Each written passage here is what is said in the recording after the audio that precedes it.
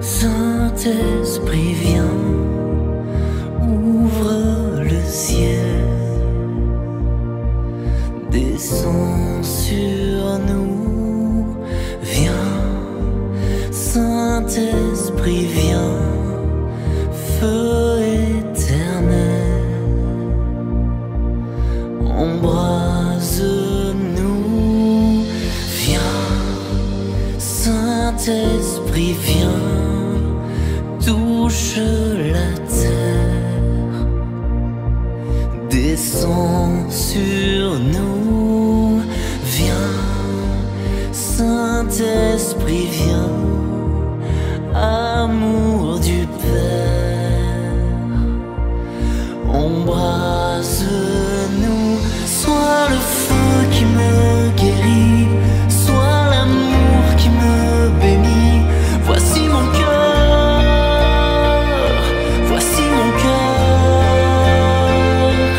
Viens dévorer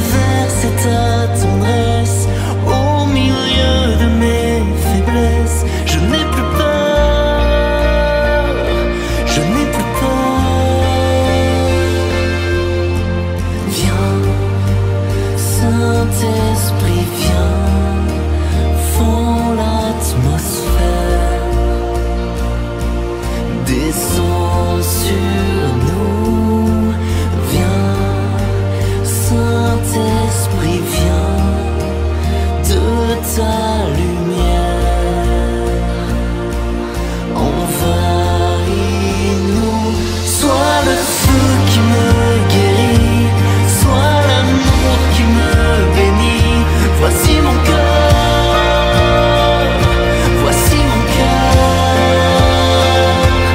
Viens déverser ta tendresse au milieu de mes faiblesses. Je n'ai plus peur, je n'ai plus peur.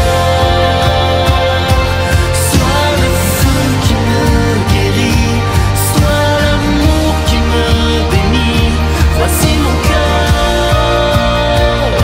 voici mon cœur. Viens déverser ta tendresse au milieu de mes faiblesses. Je n'ai plus peur, je n'ai plus peur.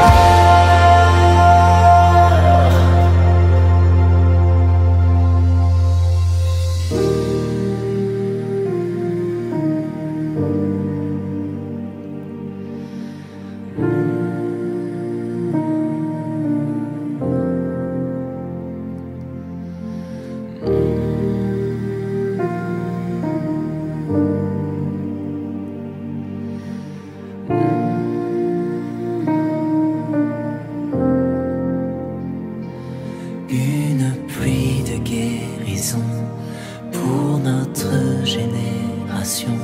Voici nos cœurs, voici nos cœurs. Dans l'onction de ton esprit, dans l'amour qui m'envahit, je n'ai plus peur, je n'ai plus peur.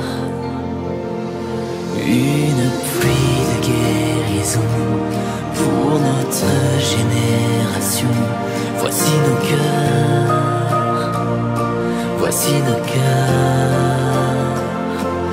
Dans l'onction de ton esprit, dans l'amour qui m'envahit, je n'ai plus peur, je n'ai plus peur.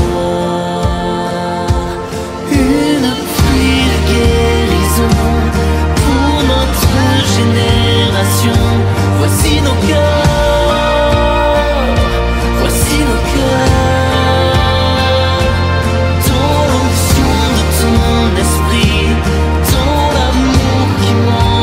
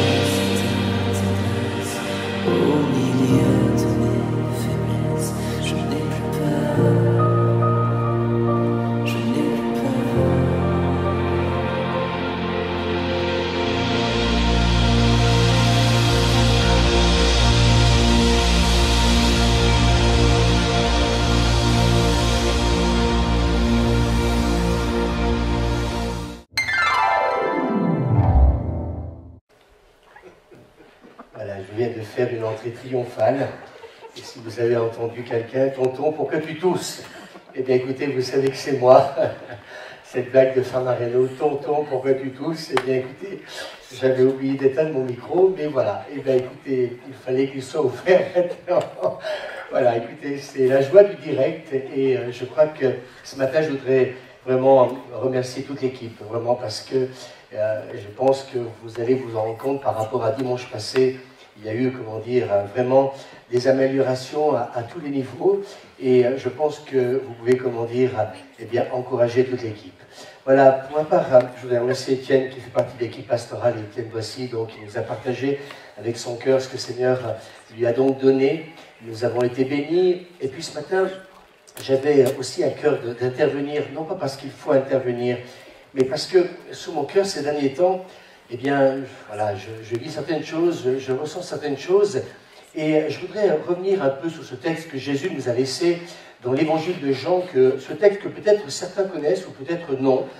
Eh bien, c'est ce que Jésus va dire donc, au chapitre 4, verset 23e. « Les vrais adorateurs adoreront le Père par l'Esprit et en vérité, car le Père recherche des hommes qui l'adorent ainsi. » Alors, moi j'ai presque envie de vous dire, ces derniers temps, mon ressenti, c'est tant que nous vivrons dans l'autosuffisance, nous ne pourrons pas vivre une vie pleinement en lui. Et dernièrement, j'ai eu l'occasion de partager dans l'évangile de Marc, au chapitre 10, à partir du verset 19e, un texte qui m'a énormément travaillé ces derniers temps. Et quand je dis travailler, c'est vraiment travailler. C'est pour ça que tout à l'heure, j'ai introduit avec ce texte que Jésus nous dit que le Père recherche des adorateurs. Ce texte que vous connaissez, donc ce jeune homme riche, où il nous est dit que Jésus va lui dire « tu connais les commandements » et je pense que là, Jésus, eh bien, par une parole de connaissance, parce qu'il ne peut pas dire cela d'une manière, comment dire, anodine, tu connais les commandements, et peut-être qu'il est en train aussi de lui rappeler, ne commets pas de meurtre, ne commets pas d'adultère, ne vole pas, ne prononce pas de faux témoignages contre quelqu'un, ne prends rien donc aux autres par tromperie, respecte ton père et ta mère. L'homme lui répondit, Maître, j'ai observé tous ces commandements dès ma jeunesse. Jésus le regarda avec amour et il lui dit, il te manque une chose. Et moi, j'aimerais vous dire, pour faire court par rapport à ce texte-là, en fin de compte, ce qui lui manquait, c'est l'essentiel. Oui, bien sûr, ce n'est pas le fait qu'il puisse, comment dire, distribuer ses biens, mais la chose à laquelle où Jésus va, comment dire, l'interpeller, c'est un des commandements qui a été omis par Jésus, mais il l'a fait de manière intentionnelle, c'est « Tu aimeras le Seigneur ton Dieu de tout ton cœur, de toute ton âme et de toute ta pensée. » Et j'ai envie de vous dire ce matin, eh bien, quand lui sera celui que notre cœur aime plus que tout, alors j'ai envie de vous dire, si vous cherchez Dieu actuellement, si vous voulez vivre une vraie plénitude de sa présence, alors j'ai envie de vous dire ce matin, il faut qu'il prenne la première place. Et ces derniers temps, j'ai envie de vous dire, à vous qui m'écoutez, peut-être que tout à l'heure Étienne disait que certains prophètes disent un certain nombre de choses actuellement. J'ai envie de vous dire, si j'avais quelque chose à vous dire, plutôt que de vous dire, eh bien, voilà, actuellement, nous vivons ces choses pour telle ou telle raison, eh bien, j'ai plutôt envie de vous dire ce matin, eh bien, quand est-ce que pour la dernière fois, nous avons peut-être laissé la première place à notre Dieu? J'ai envie de dire ce matin, Dieu ne veut pas. Son désir, ce n'est pas qu'il ait la deuxième place, ni la troisième, mais qu'il ait véritablement la première place dans nos vies. Et peut-être que par rapport à ce que nous sommes en train de vivre, cette situation qui est extrêmement difficile, est-ce qu'il ne faut pas peut-être recentrer Dieu, je dirais, au centre de nos vies? Et pour ma part, j'ai été, comment dire, ces derniers temps, interpellé par des amis que je n'avais pas, je dirais, entendus depuis des années, et particulièrement cette semaine, un ami catholique qui m'a appelé et qui avait certaines paroles à me donner particulièrement de la part du Seigneur. Et cette parole, c'était de chercher sa présence. C'est vraiment vivre des moments d'intimité avec lui comme peut-être jamais j'en avais connu jusqu'à aujourd'hui. Et la question que je me suis posée, et c'est là aussi un email que je recevais aussi d'une amie, quelqu'un qui a des responsabilités dans une église, et qui me disait, bien moi aussi j'avais tout mon programme, j'avais, comment dire, eh bien, certainement beaucoup de choses à faire. Et je me suis rendu compte que depuis que nous sommes confinés à la maison, bien, je prends plus de temps avec Dieu. Et je me suis rendu compte que ma relation avec Jésus s'est intensifiée. Et moi, j'aimerais vous dire ce matin, c'est le désir du cœur de Dieu. C'est mon désir ce matin, c'est que nous puissions vraiment recentrer Dieu à la première place. Dieu cherche des hommes et des femmes, et je ressentais ça cette semaine, et pour ma part, j'en reparlerai avec Suzanne, mais j'ai vraiment envie de recentrer les choses dans ma vie. Des personnes qui vont être avides de sa présence. Et ces derniers temps, je me suis rendu compte que, en fait, nous sommes à la recherche de beaucoup de choses. Nous voulons tous vivre une vie épanouie, une vie heureuse. Mais j'ai réalisé ces derniers temps que, faire de Dieu, le centre de notre vie, c'est ce qui va véritablement amener de la plénitude. Alors, c'est vrai qu'il y a un prix à payer parce que peut-être que nous nous sommes contentés de peu dans cette quête, cette recherche de sa présence. Mais j'ai pensé à une femme, cette semaine, à cette femme qui, avait une hémorragie depuis des années. La Bible nous dit qu'elle avait été voir beaucoup de médecins, qu'elle avait même dépensé sa fortune pour, être bien soignée. Mais, mes amis, cette femme a entendu parler de Jésus et, elle a osé, je dirais, jouer avec les coudes parce que la foule était là, elle était nombreuse. Et puis, cette femme s'est frayé un chemin autour de cette foule pour aller à la rencontre de Jésus. J'aimerais vous dire, vous savez, il y a certainement peut-être des fois des obstacles qui peuvent nous empêcher d'aller jusqu'à Dieu. Mais j'ai envie de vous dire ce matin, je sens qu'il nous faut avoir ces derniers jours une certaine détermination. Et je voudrais m'adresser donc aux membres de notre Église, mais aussi à vous tous qui nous écoutez. J'ai envie de dire, ne lâchez rien. Cherchez Dieu comme jamais vous l'avez fait. Peut-être qu'il y a des choses qui peuvent se mettre en travers de votre route pour, chercher Dieu. Peut-être que c'était le cas avant, justement, qu'arrive, ce Covid-19. J'ai envie de vous dire, c'est peut-être maintenant l'occasion de se dire, j'ai du temps. Alors, puisque j'ai du temps, pourquoi pas de le chercher? Avant, c'était peut-être mon travail, c'était peut-être le sport, c'était peut-être bien des choses qui t'accaparaient. Mais c'est peut-être aujourd'hui l'occasion de te dire, oui, j'ai plus de temps que hier. Alors, puisque tu as plus de temps, j'ai envie de dire comme cette femme, c'est peut-être le moment de te frayer un chemin, c'est peut-être le moment de dire les obstacles, maintenant, ils sont plus là, parce que ces obstacles m'empêchaient peut-être de chercher Dieu.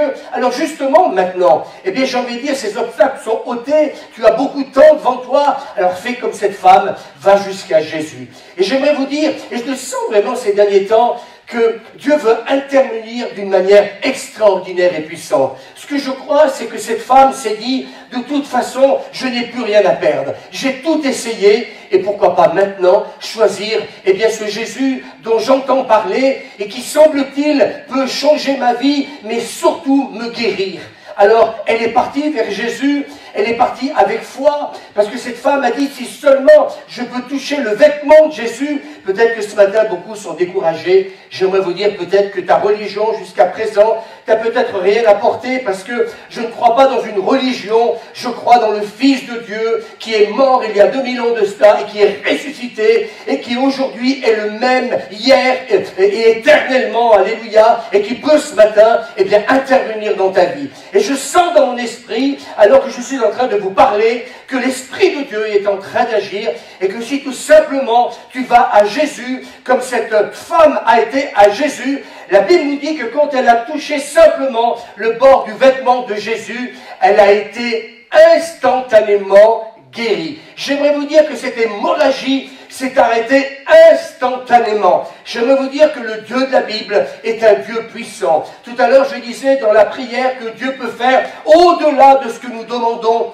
et pensons. Mais j'aimerais vous dire ce matin quelque chose, parce que je voudrais vous partager l'histoire d'une église que nous retrouvons dans le livre de l'Apocalypse, et il nous est parlé de cette église. Et j'aimerais vous dire ce matin, ne soyons pas comme cette église qui vivait dans l'autosatisfaction. J'ai réalisé ces derniers temps, et je vous le dis dans ma vie personnelle, j'ai dit ces derniers jours, j'ai réalisé que trop souvent nous sommes satisfaits par bien des choses qui peut-être, dont nous pouvons jouir parce que la vie, ce n'est pas aussi que la maladie, c'est pas aussi que les difficultés, c'est aussi peut-être la satisfaction d'avoir des biens, la satisfaction d'avoir peut-être une famille. Mais j'aimerais vous dire une chose, vivre dans l'autosatisfaction va nous empêcher de rencontrer Dieu. Vivre dans l'autosatisfaction va certainement, peut-être à un certain moment même, nous empêcher de chercher ce Dieu d'amour. Alors, Jésus va nous parler de cette église de Laodicée, qui signifie, et ça m'a interpellé quand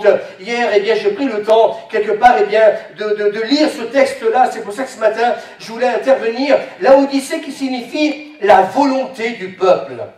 Et j'ai réalisé hier, en fin de compte, que nous sommes certainement dans des jours d'aujourd'hui où il faut arrêter de penser qu'à notre volonté. La volonté du peuple. En fin de compte, cette église, c'était une église, mais qui ne pensait qu'une chose, c'est faire sa volonté. Alors que plutôt, mes amis, aujourd'hui, j'ai envie de vous dire, voulons-nous faire notre volonté ou faire la volonté de Dieu? Et en fin de compte, c'est là où Jésus, comment dire, est en train de leur faire une remarque. Oui, vous avez peut-être oublié une chose, c'est la chose essentielle, c'est la prière du Notre Père, où Jésus donc nous conduit dans une prière extraordinaire, où Jésus va dire que ta volonté soit faite. Et en fin de compte, eh bien, cette église certainement avait oublié l'essentiel, vivre dans l'autosuffisance, c'est-à-dire, eh bien, oui, comme je disais il y a un instant, la volonté du peuple et non plus la volonté de Dieu. J'aimerais dire ce matin, je le ressens très fort dans mon esprit, ou sinon je ne serais pas intervenu. Je ressens très fort dans ces jours d'aujourd'hui. Demain sera un autre jour, mais il faut en tant que croyants, en tant qu'Église, que nous puissions peut-être faire de cette prière quelque chose de, comment dire, de primordial. Oui, non plus Seigneur ma volonté, mais ta volonté. Et Jésus est en train de leur faire remarquer cela. Non pas, mes amis, dans un esprit de jugement. Et j'ai réalisé, en relisant, comment dire, eh bien ces textes-là dans l'Apocalypse, chapitre 3, versets 15 à 17, Jésus va dire, je connais ta conduite. Et j'étais interpellé parce que Jésus sait ce que tu fais à chaque instant de ta vie. Je connais ta conduite et je sais que tu n'es ni froid ni bouillant. Ah, si seulement tu étais froid ou bouillant. Mais puisque tu es tiède et puisque tu n'es ni froid ni bouillant, je vais te vomir de ma bouche. Tu dis, écoutez bien, ce que Jésus va dire de cette église de Laodicée, parce qu'ils étaient dans l'autosuffisance, ils ne prenaient plus que comme intérêt de faire leur volonté. Jésus va dire, eh bien tu dis, je suis riche. Vous savez, je crois qu'il y a beaucoup de personnes aujourd'hui, même parfois des chrétiens, qui sont riches d'eux-mêmes et qui n'ont plus besoin de Dieu, parce que tout va bien. Et certainement aujourd'hui, avec ce que nous vivons, peut-être qu'aujourd'hui, eh bien, nous sommes dans une réflexion, parce que les choses ne vont plus comme peut-être nous le pensions. Peut-être qu'aujourd'hui, les choses, eh bien, peut-être que ton Dieu, ça a été l'argent, peut-être que ton Dieu, ça a été ton travail, ta sécurité, mais certainement qu'aujourd'hui, les choses ne pourront plus, quelqu'un me disait dernièrement, les choses ne pourront plus être comme avant. Alors, j'aimerais vous dire, eh bien, peut-être que, eh bien, justement, c'est peut-être l'occasion de vous interpeller ce matin. C'est peut-être l'occasion de vous dire, remettons les priorités là où il faut les mettre.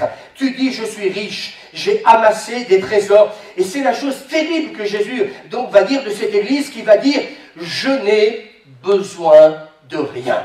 Et j'ai réalisé tous ces derniers mois, ces dernières années, que beaucoup de chrétiens peut-être réagissent de cette manière-là, ou peut-être des non-chrétiens qui peut-être, eh bien, ont ce discours-là. Moi, je n'ai pas besoin de religion, je n'ai pas besoin de Dieu, parce que tout va bien. Faut-il qu'il arrive, comment dire, ce qui est en train d'arriver aujourd'hui, pour que nous puissions prendre conscience que la vie ne nous appartient pas, que j'ai envie de dire que la vie, des fois, ne tient qu'à un fil. Et je pense à ce pasteur, cette semaine, qui m'appelait, qui, comment dire, eh bien, sa maman était donc à l'hôpital en réanimation, et la veille, je l'avais au téléphone, et puis le lendemain, eh bien, comment dire, et dans la nuit même, pardon, même sa maman décédée. Je voudrais vous dire ce matin quelque chose d'important. Dire je n'ai besoin de rien. Eh bien, j'ai envie de vous dire, attention à cette autosuffisance, attention à cette arrogance. Et je disais cette semaine à beaucoup de leaders d'église et de pasteurs qui m'appellent, j'ai jamais vu autant de gens nous appeler avec Suzanne, même à la maison, comme si quelque part il y a une prise de conscience, ce besoin de Dieu, ce besoin, écoutez-moi bien, de revenir à la source. Et je voudrais vous inviter ce matin, revenez à la source. Mais j'aimerais vous dire, quand j'ai relu ce texte-là, eh bien, on aurait pu peut-être lire ce texte comme une sorte de condamnation, mais surtout pas. La Bible nous dit qu'il n'y a plus de condamnation pour ceux qui sont en Jésus-Christ. Et ça, c'est la bonne nouvelle. Mais malgré tout, j'aimerais vous dire que Jésus aime cette église de Laodicée. Et Jésus ne désespère pas. Jésus lui parle parce qu'il connaît ses œuvres. Et Jésus la conseille comme si encore elle pouvait écouter Jésus. Et en fin de compte, c'est ce que j'aimerais vous dire ce matin. Au travers de ce message que je voudrais partager, c'est comme si le Seigneur voudrait dire à plusieurs, toi qui peut-être aujourd'hui a délaissé les choses de Dieu, peut-être qu'aujourd'hui Dieu n'a plus la première place dans ta vie comme elle pouvait l'être il y a quelque temps de cela, eh bien c'est Jésus qui s'adresse à cette église. Si tu pouvais encore m'écouter. Et ce matin, j'ai envie de vous dire, si vous pouviez m'écouter ce matin, comme vous avez écouté tout à l'heure Étienne, alors bien sûr qu'on a le sentiment qu'il la reprend, mais en même temps il l'exhorte, comme si à nouveau elle pouvait se repentir. Et je crois que nous avons parfois besoin de demander pardon à Dieu.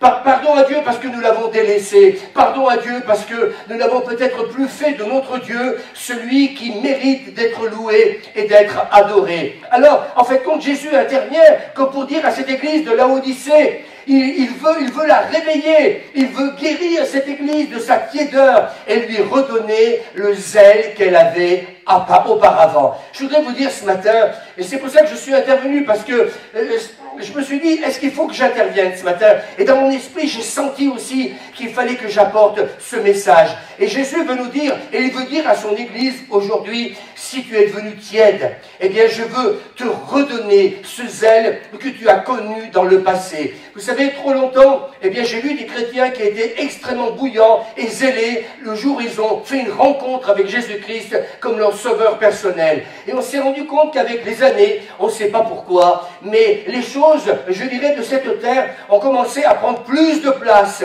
Et Dieu a commencé à prendre la deuxième, la troisième, la quatrième, et voire davantage place dans leur vie. Et j'aimerais vous dire ce matin, eh bien oui, Jésus veut peut-être nous dire à nous tous ce matin, attention, si tu es dans la tiédeur, si tu as perdu ce feu que tu avais pour ma présence, si tu as perdu cet amour, eh bien qui, comment dire, autrefois dominait dans ta vie, alors s'il te plaît, je suis là pour te dire ce matin, je t'aime, je veux te redonner le zèle que tu as connu auparavant. J'ai envie de dire Amen. J'ai soif de Dieu. Je voudrais vous dire ce matin, j'ai soif de sa présence. J'ai soif, oui, dans ces jours d'aujourd'hui, de me tenir dans sa présence. Alléluia. Et en fait, ce que Jésus veut dire à cette église, j'ai bientôt terminé, reviens à ton premier amour. Et si j'ai ce matin un message à donner à l'église que nous aimons, la Cité de Lumière, à vous tous, si j'ai à donner un message à toutes celles et ceux qui nous écoutent ce matin, revenons à notre premier amour. J'aimerais vous dire, j'ai eu à nouveau ce pasteur qui a perdu sa maman, je l'ai eu encore cette semaine, 2 jours après. J'aimerais vous dire, j'ai vu le fruit de la prière. Parce que nous nous sommes à plusieurs engagés à prier pour lui, à prier pour sa famille qui avait perdu donc cette maman qui était chère à leur cœur. Eh bien, j'aimerais vous dire qu'il y avait cette paix intérieure. Il y avait vraiment cette présence de Dieu qui a fait la différence malgré ce deuil.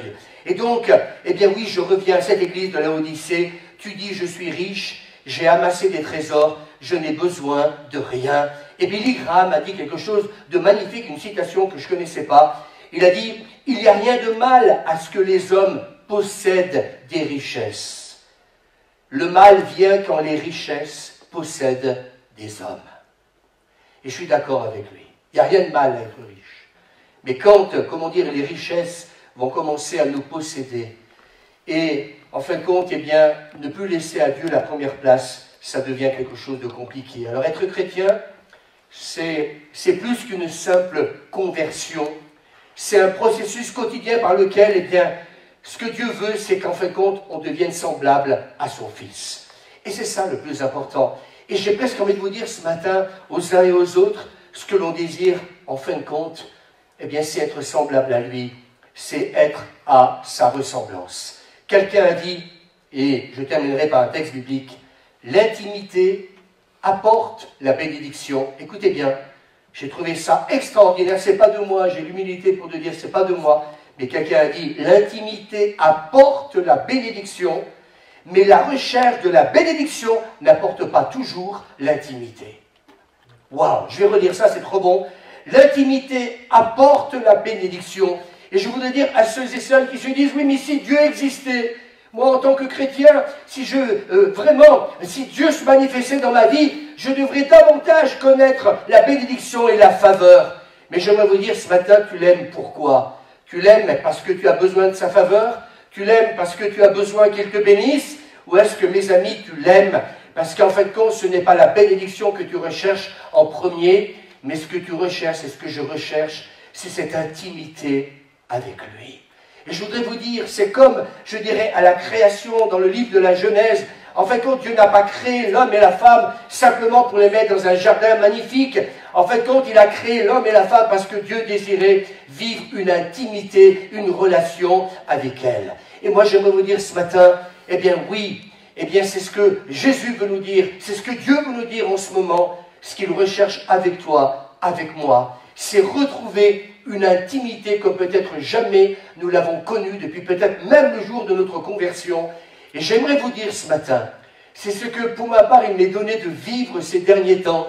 Et cet ami qui prophétisait par téléphone cette semaine me disait, Louis, tu vas vivre ce que tu n'as jamais vécu dans le passé, ce que tu vous attendez avec Suzanne depuis longtemps, Dieu va vous le donner, cette salle, Dieu va la remplir, alléluia. Mais j'aimerais vous dire une chose, plutôt que d'avoir qu'un désir de voir cette salle remplie d'hommes et de femmes qui vont donner leur cœur à Dieu, j'aimerais vous dire que mon désir le plus fort aujourd'hui, ce n'est plus ce désir que de voir que des conversions par dizaines et voire par centaines, mais c'est de vivre avec Jésus, avec mon Sauveur, avec mon Dieu, une telle intimité, mes amis, que quand, comment dire, des hommes et des femmes, eh bien, me rencontreront, ou vous rencontreront, j'aimerais vous dire, et j'en parlerai dimanche prochain, que le fruit de cette intimité révélera sur nos vies le rayonnement de sa gloire. Et je crois véritablement qu'arrive ce temps où Dieu veut se révéler sur nos vies, où sa gloire veut rayonner sur nos vies comme jamais elle a rayonné. Et nous verrons, eh bien comment dire, et beaucoup verront la différence, ce que c'est que d'avoir fait une rencontre avec Dieu, de vivre une réelle intimité avec Dieu, que simplement être des chrétiens à qui, comment dire, eh bien où nous appartenons à une religion. C'est pas la religion qui sauve, c'est Jésus-Christ notre Sauveur. Et j'aimerais vous dire que l'intimité avec Dieu amène une gloire extraordinaire sur nos vies et sur nos familles. Je disais que je termine par ce texte biblique dans 1 Jean, chapitre 3, verset 18, et je crois qu'il va résumer tout ce que j'ai partagé. Mes enfants, n'aimons pas seulement en parole, avec de beaux discours, faisons preuve d'un véritable amour, écoutez bien, faisons preuve d'un véritable amour qui se manifeste par des actes. Ces actes montrent que notre amour est vrai. Et je termine en disant que c'est ce que Dieu veut. Enfin, quand tout simplement, c'est qu'on soit vrai avec lui. Voilà, que Dieu vous bénisse. Je voudrais simplement terminer, eh bien, donc, en vous disant aux uns et aux autres, par une lettre que nous avons écrite, nous avons tous besoin d'un médecin, d'un banquier, d'un avocat, etc. Pourquoi pas d'un homme d'église? Alors, j'aimerais simplement vous laisser un numéro de téléphone. Vous pouvez le faire donc à partir de demain, le 09 53 61 77 96.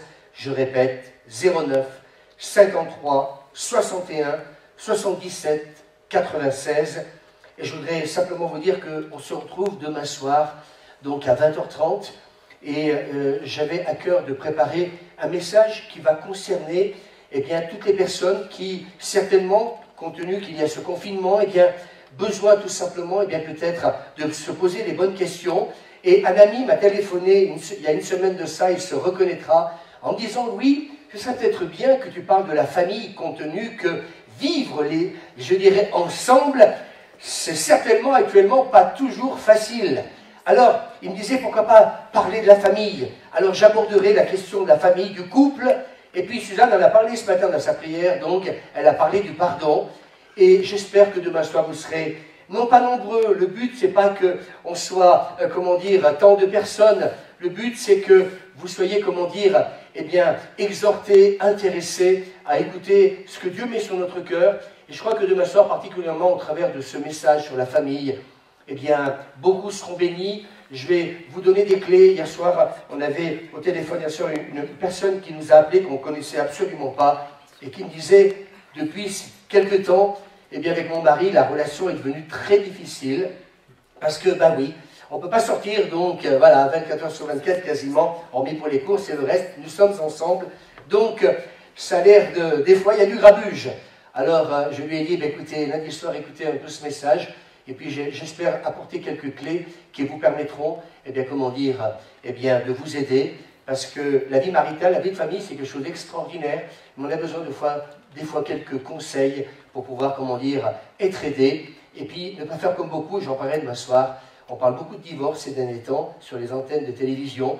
Alors justement, si on peut éviter tout ça, alors veuillez nous écouter si vous le souhaitez, demain soir à 20h30. Voilà, que Dieu vous bénisse, j'aimerais vous dire avec toute l'équipe qui était avec moi ce matin, merci du fond du cœur, ou sinon on n'aurait pas pu, ce matin, si je peux le dire ainsi, être sur l'antenne. Alors nous le sommes, et puis nous terminons par un dernier chant. Que Dieu vous bénisse, et puis dans la joie de nous revoir, simplement vous dire, vous nous manquez énormément, et nous continuons à prier pour vous. Et je remercie aussi toute l'équipe pastorale qui prend soin de toute notre Église et qui prend le temps de vous téléphoner. Et donc, voilà, on est toute une équipe et on le fait ensemble parce qu'on désire que chacun d'entre vous, vous soyez en bonne santé et que tout puisse bien aller en famille. Voilà, à très bientôt. Que Dieu vous bénisse. Merci.